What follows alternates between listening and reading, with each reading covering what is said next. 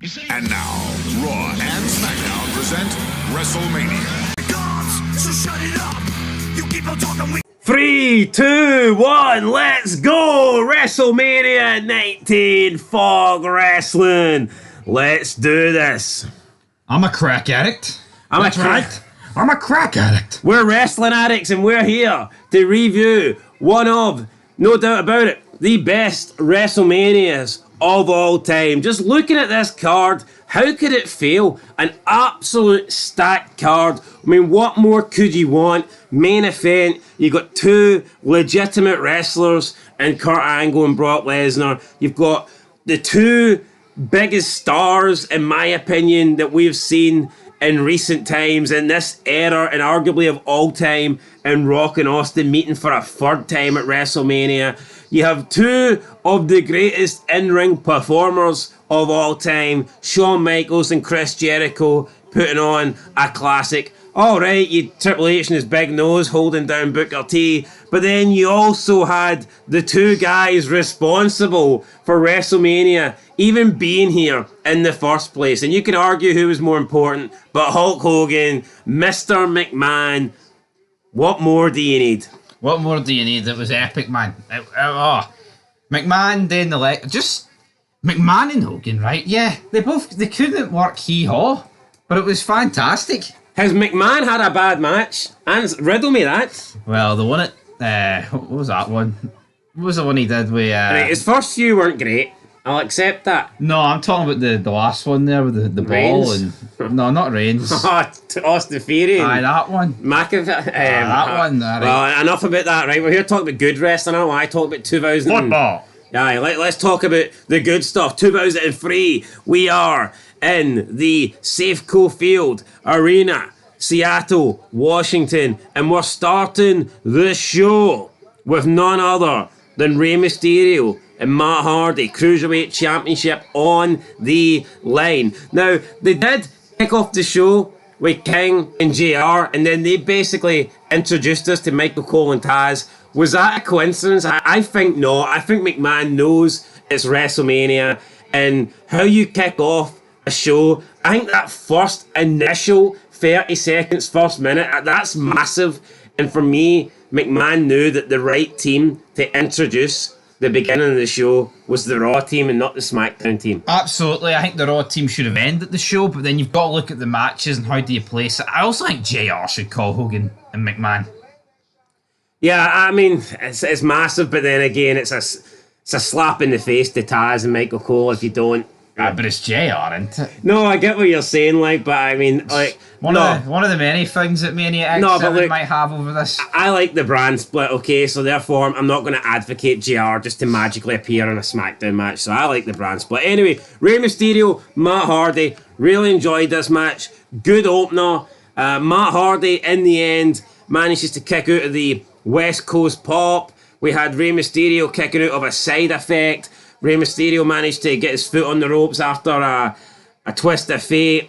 It looked like Hardy was going to lose, but in the end, Hardy manages to counter another attempt at the West Coast Pop 619. The victory roll gets stopped, and Hardy grabs the ropes and uses the leverage to get the free count. Really good opener, fun match, and literally lasted about 6 minutes, and that's all it needed. That's all it needed. Matt Fat of the Day, I'll tell you here right now. 4th WrestleMania, and he wondered how it went on before him.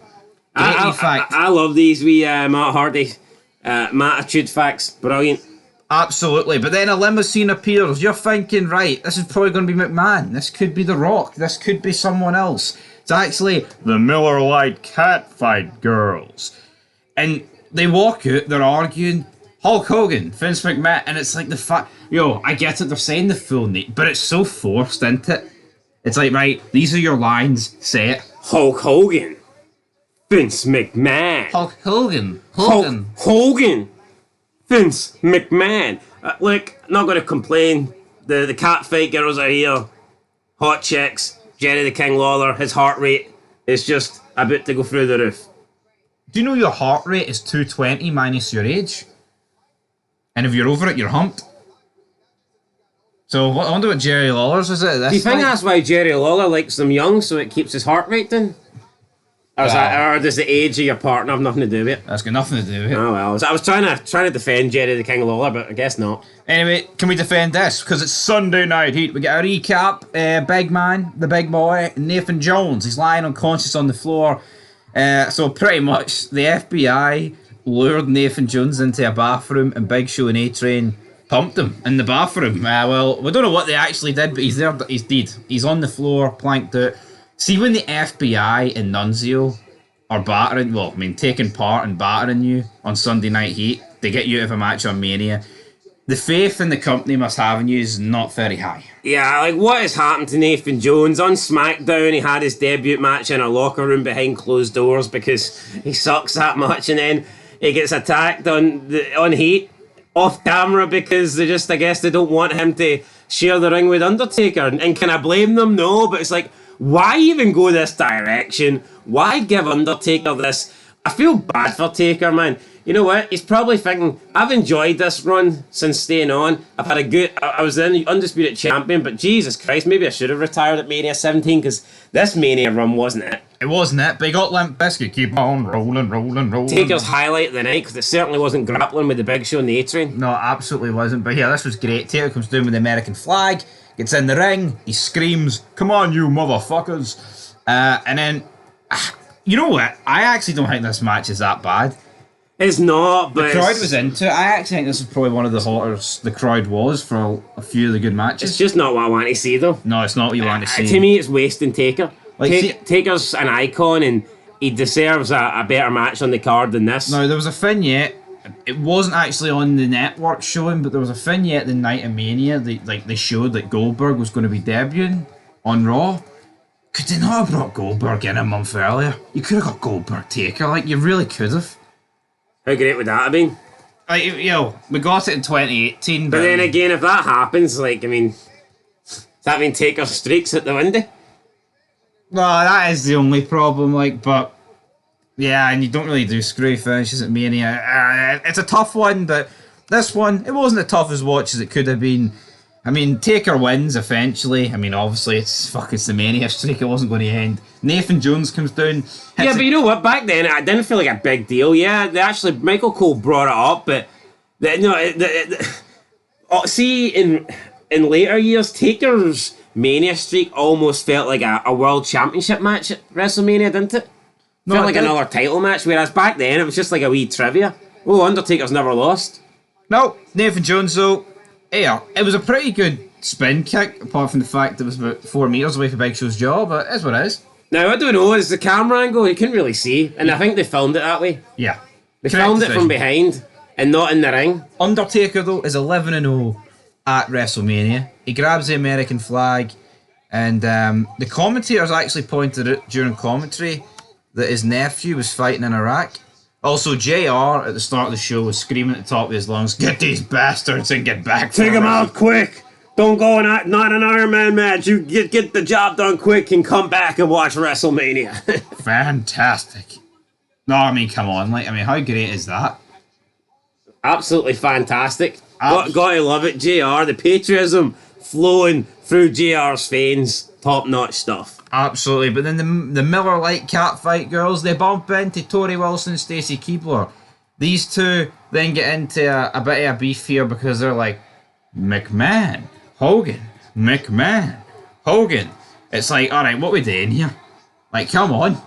Like, how many people... I mean, McMahon Hogan's turned into the new, what about Al? What about Don? We then cut to JR and King.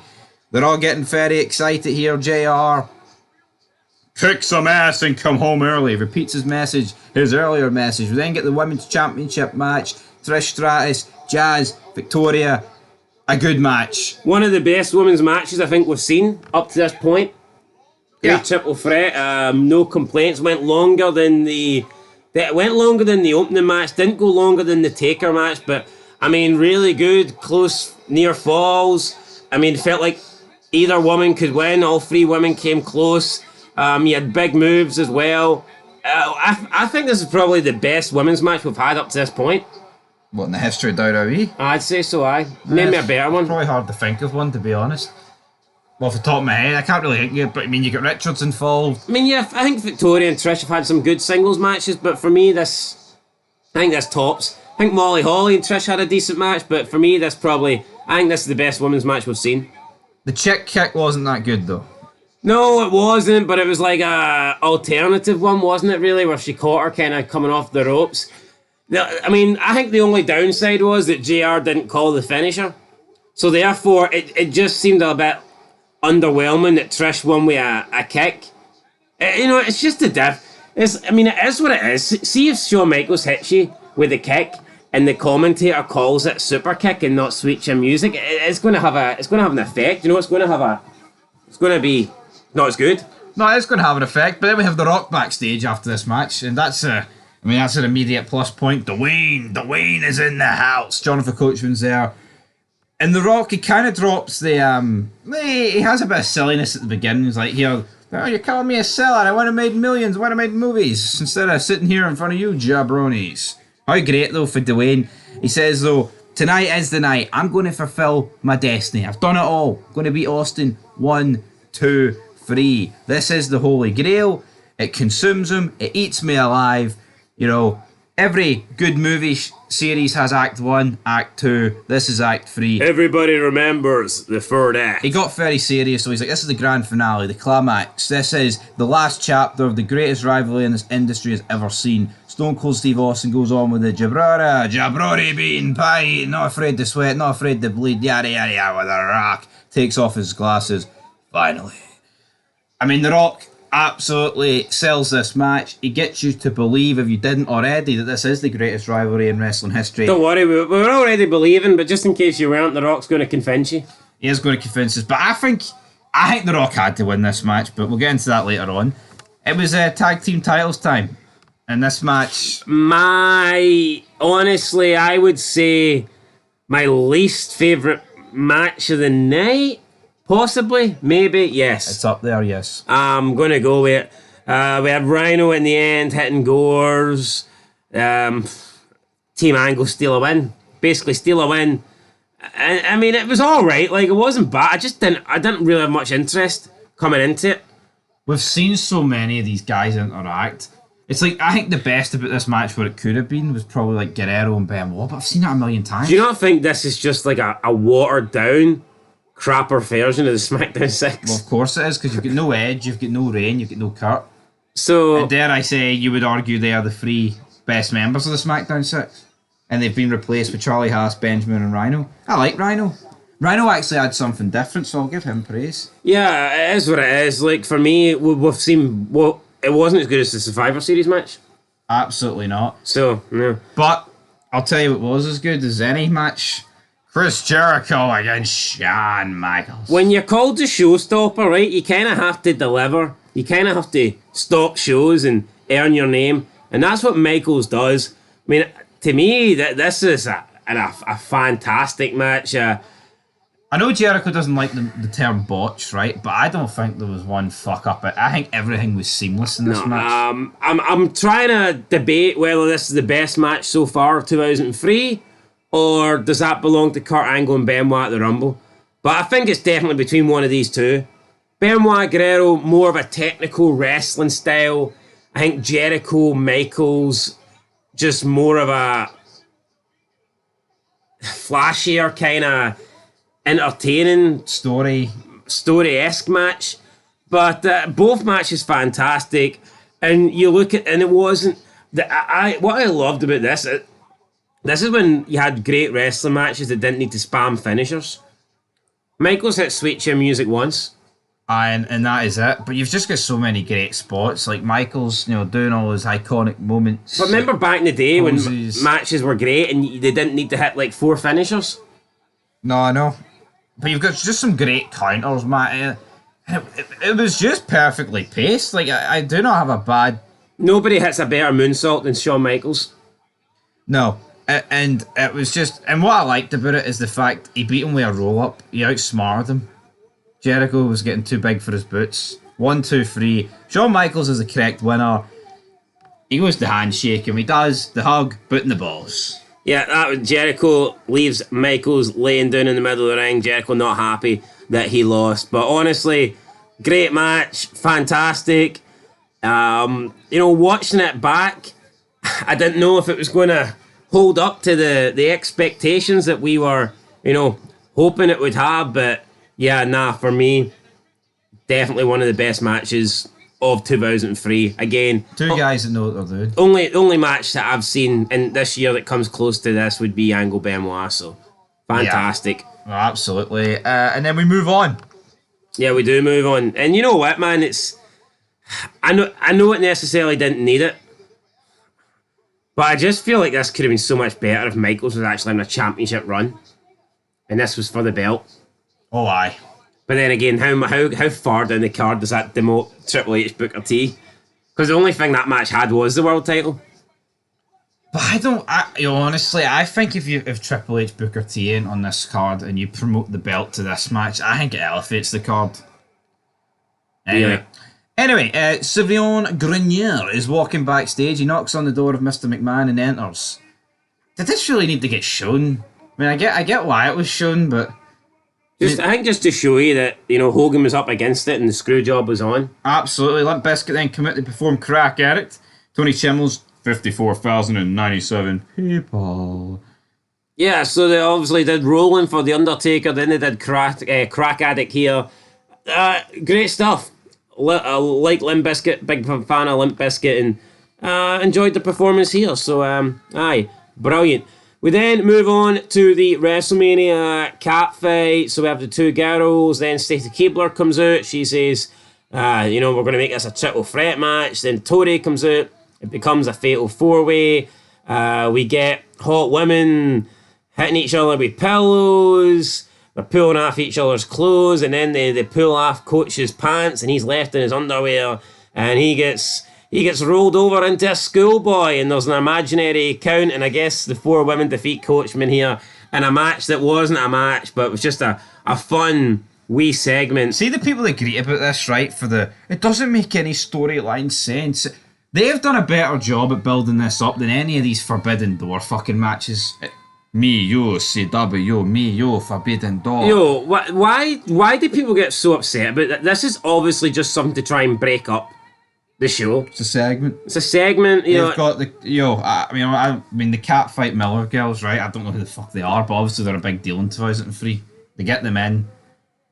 It makes sense to utilise them, and you use the two hottest women on the show with Coach in a funny segment. Oh fuck the inhumanity. Yeah, I mean, but you just know these wrestling nerds aren't going to like this. No, but look at the way they've built this story up throughout the show with a couple of segments. Yeah, nothing wrong, mate. It was good. It was good. But they just say, we want them to wrestle and we want no story. I'm not like...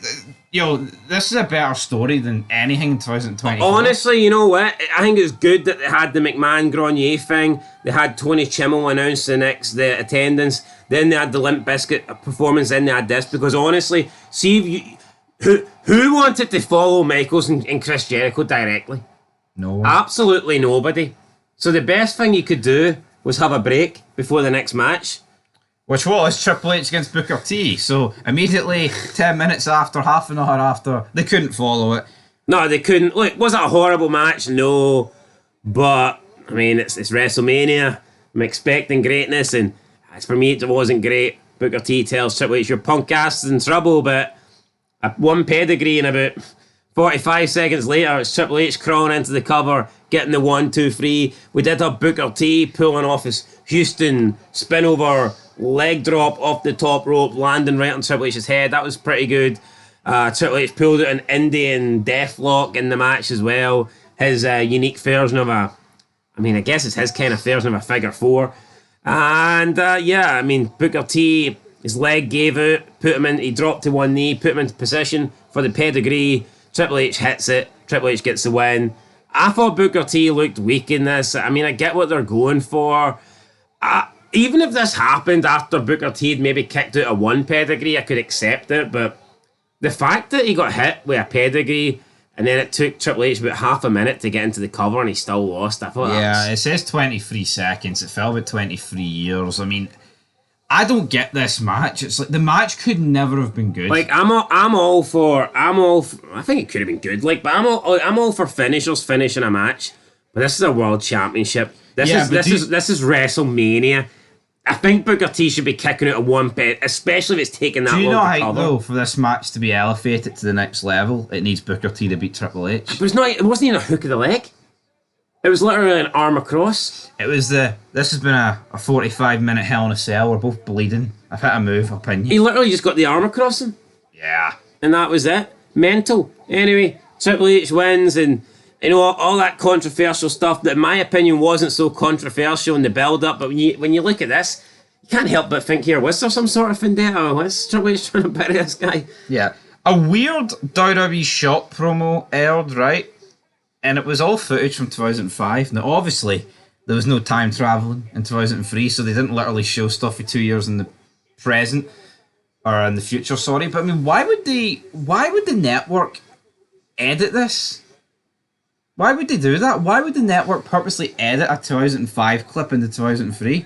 They must have... Maybe there's something in the 2003 clip that they didn't necessarily want. Potentially, but I'll tell you what I wanted. Hulk Hogan versus McMahon, street fight. Yo, this is your sports entertainment match of the night. There is blood, there is spots. Hogan spends most of the match on his ass. I don't know if he got injured, right? Because I believe this is Hogan's last match until 2005, right? Quote me if I'm wrong. But why did Hogan spend the most... Like, do you not honestly think it felt like McMahon buried Hogan in this match? Yeah, McMahon dominated this match, and I guess that's what they're going for. Hogan needs to get battered so he can Hulk up at the end. Look, is McMahon a good technical wrestler? Absolutely not. He might be. In terms of matches, I'm not like one-off matches, but in terms of people that have wrestled over he might be one of the worst, if not the worst technical wrestler to ever step in a match. But you can't deny that his matches are fucking good. Whether it's with spots or storytelling or just like adding blood or like unique finishes or whatnot. I mean, you look at McMahon Shane, McMahon Taker, McMahon Hogan, McMahon Austin, McMahon Stephanie. Like, the guys had some great matches. McMahon DX. Hell, and I mean, you can say what you want about the guy, like, but his matches are... This was a great match. Is it any wonder, though, that this guy can work a great match? He's McMahon, of course not. The character alone can work a match. Like, he's got the name Man in his name, and he is the man. People bury McMahon. Could you imagine Tony Khan trying to work a match? That wee scrawny bastard. McMahon was more jacked than Hogan. He looked like a fucking nemesis here. And then we see the Spanish announcer, he takes a chair shot to the dome. McMahon's bloodied, Hogan's bloodied. We get McMahon doing the top of the ladder leg drop through the announce table. Just mental stuff, man. When he Absolutely. whipped out the ladder, it's like, what is he going to do? Like, is someone going to die here? Maybe his arse when it landed on the table. Then he gets him in the ring. We get Silva and Grenier comes down after a referee bump. He gets in an argument with another ref. He knocks him out. Hogan starts to Hulk up. We get Roddy Piper coming out. Roddy Piper attacks Hogan, and then he like kind of spits on both guys. I mean, don't know. I don't really see the point of this. I mean, I guess they're going to go somewhere with it, but... No, there was too much of a delay. Like, Piper was making it seem like, what am I going to do? But it was like, right, you're obviously going to attack Hogan. And then he spat on both of them, as you say. I mean, I've never been a fan of Piper. But he's weird. His face never ages, but his body does. I think Piper's best moment was he was on that show and he pulled his pants down. He says, look at this. Owen Hart, dead. Tell his wife it's fake. Remember that guy? I can't remember who it was, but it was like one of the American talk shows.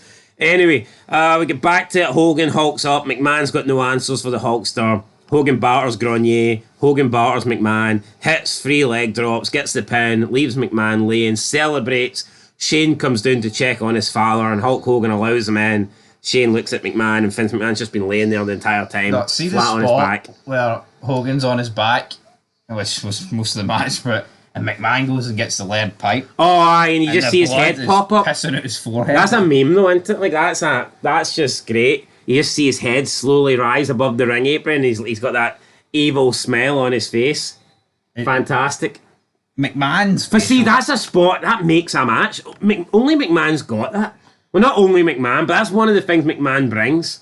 No, absolutely. It was fucking incredible. And people don't understand how that one little scene, how much that can improve a match. Yeah, there was so much going on. I mean, this, 20 years in the making. It's Hogan McMahon in a street fight. I think this might have been my second favourite match of the night. Yeah. It was fucking epic. I don't have a bad word to say about it. No, it was great. Loved it. Hogan wins. McMahon loses. Is this the end of the feud, though? Possibly not. Possibly not. Anyway, we get the video package for Stone Cold against The Rock. I prefer this. I prefer this one to Mania X7. Video package? Aye. Mainly because... Aye, not the match. But mainly because I think Deborah just takes up too much of the X7 one. This package is simply Austin and Rock. No, it was. And you know what? Austin's been limited in his return. We haven't really seen him do much. He's had a couple of matches with Eric Bischoff. And I'm not saying that Austin didn't train for this, but I mean, could you see that maybe Austin's body was giving up on him here? But he was still young. Could it just be the 6 months off, or what? The 7 months off really had a toll? Could be maybe ring rust.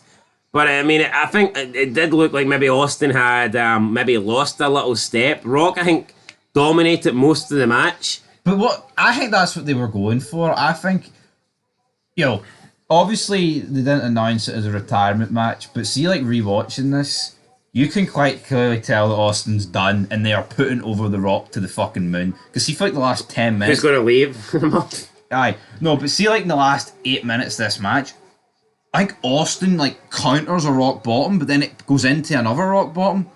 It's like, the last 8 minutes is just The Rock pummeling Austin. Yeah, it's almost like...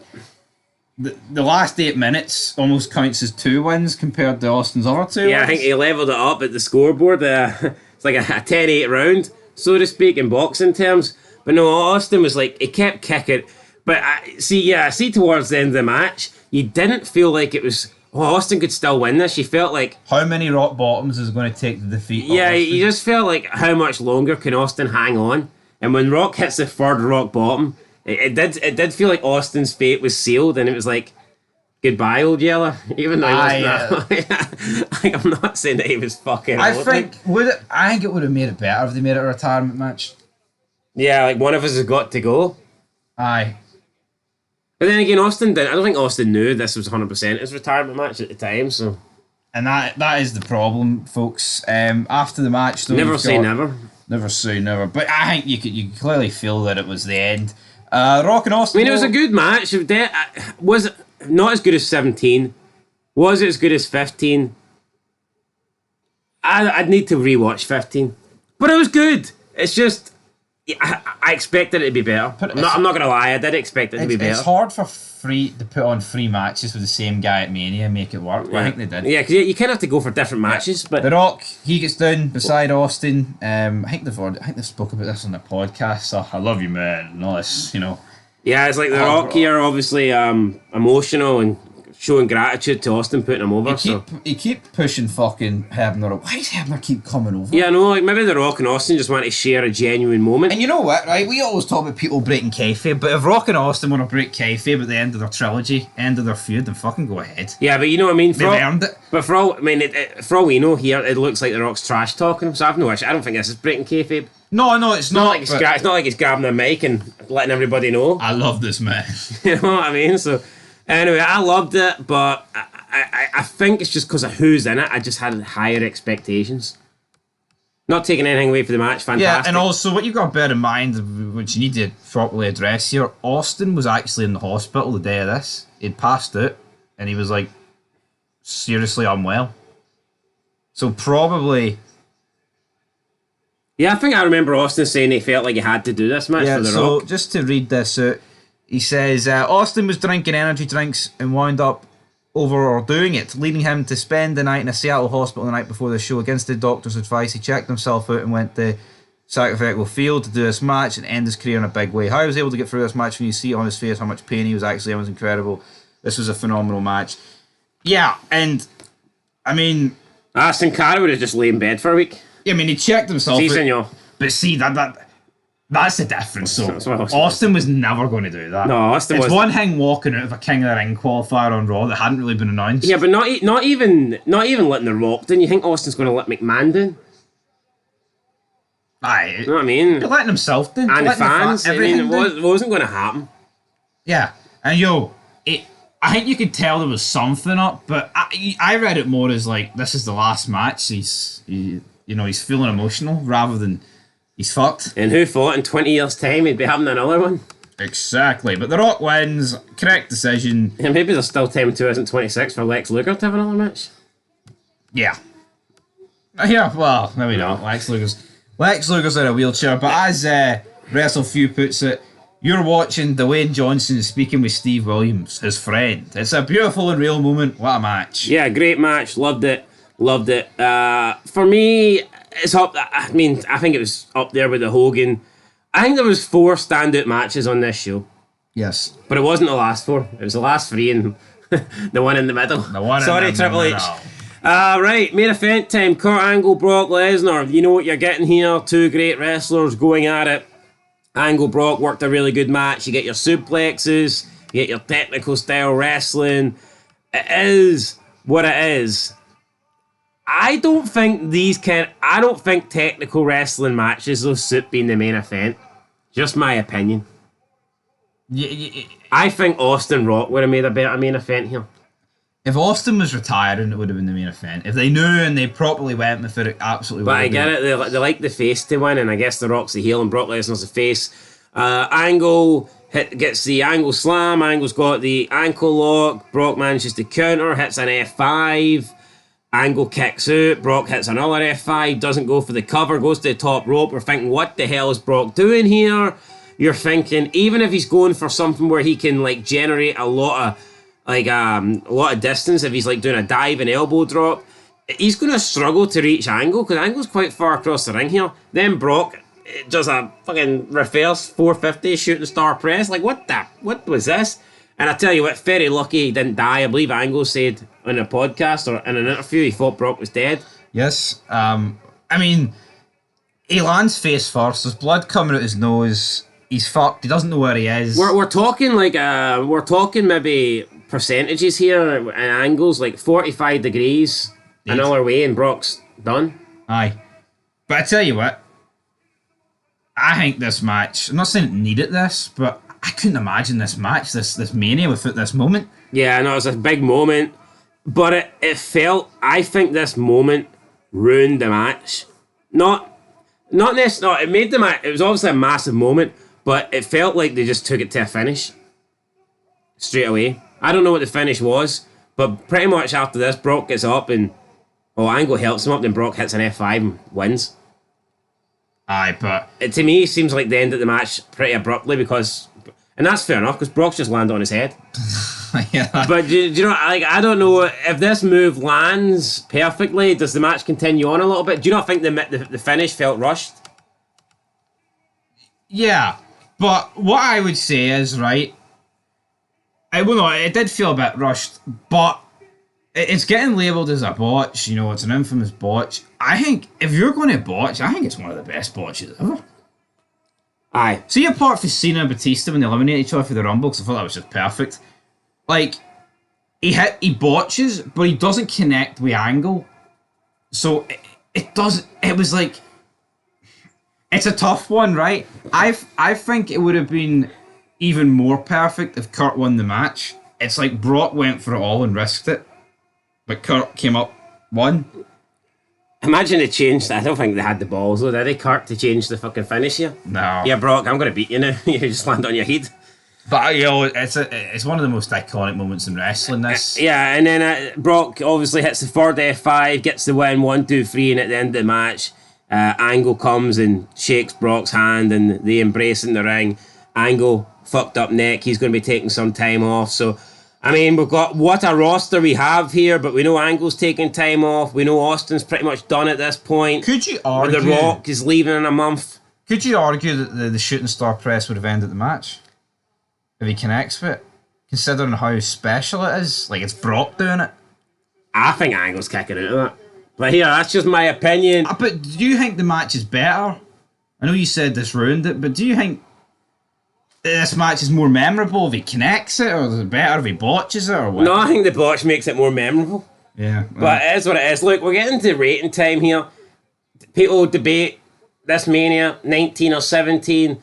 I think the consensus is these are the two best of all time. I'm not going to disagree with that. I mean, I think for me, Mania 17 is the best of all time. Mania 19 very well could be the second best of all time. Honestly, I think I'd need to rewatch all the best ones to decide that. But for me, for sure, 17 is my favourite. WrestleMania 19 is right up there. I'm giving it a 10. I think it was an amazing show, but still not as good as 17 in my eyes. Yeah, it's a tough one because I look at 17, right? And I think maybe with 17, well, not maybe, I would guarantee this. What the hell, man? I think 17's got a lot more moments. It's like the TLC match has got about 10 in itself. You know, Linda stepping up, the coast to coast, the golf cart, right?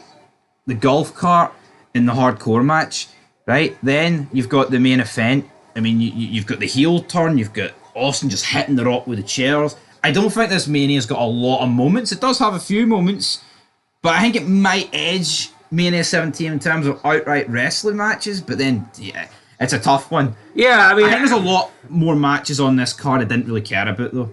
I looked at the 17 card earlier and I was like, there's a lot on that. Like, no, TLC definitely. 2 is fucking phenomenal. Yeah, no, I mean, you had 4 great matches here, but in Mania 17, I mean, off the top of my head, you also have 4 great matches. The TLC match, you have the McMahons, Taker, Triple H. In my opinion, that was their best WrestleMania match, even though they tried to forget it even happened years later. And then you've got Austin and Rock, which in my opinion is their best WrestleMania match and arguably, you know, the best Mania main event that we've ever seen, and a great ending as well with McMahon and Austin teaming up. So yeah, look, for me, I give 17 the edge. I think 17 is the best of all time, but I'm still giving this a 10.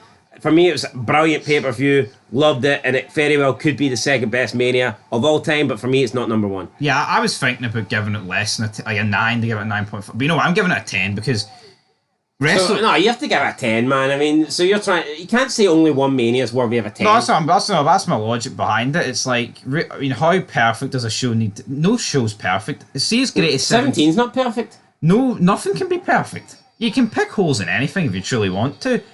But for me, it's a 10. So many moments. It's like end of an era. It's like there's just so many stars on the show.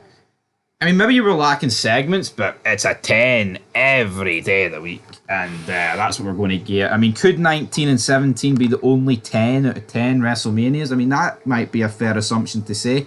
Can't really think of one off the top of my head that gets close to it. I mean, I'll be honest, like, I haven't really watched a lot of the earlier ones, but... I can't imagine any early Manias being 10 worthy. I just can't. Not to me, wrestling in the 80s just didn't really appeal to me. You know what the thing is? It's like you can tell if something's going to be a 10 on the match card. I think 20's got a very good match card, but I think Goldberg Lesnar lets it down big time. I think if Goldberg Lesnar delivered and it wasn't the shit show that it was. I tell you what, though, I'm actually intrigued for when we do catch up because I feel like I've seen Mania 22 and 23 a lot. Mania 21 and 20 not so much. Aye. So looking forward to that, but that's next year. That's the end. 10 out of 10.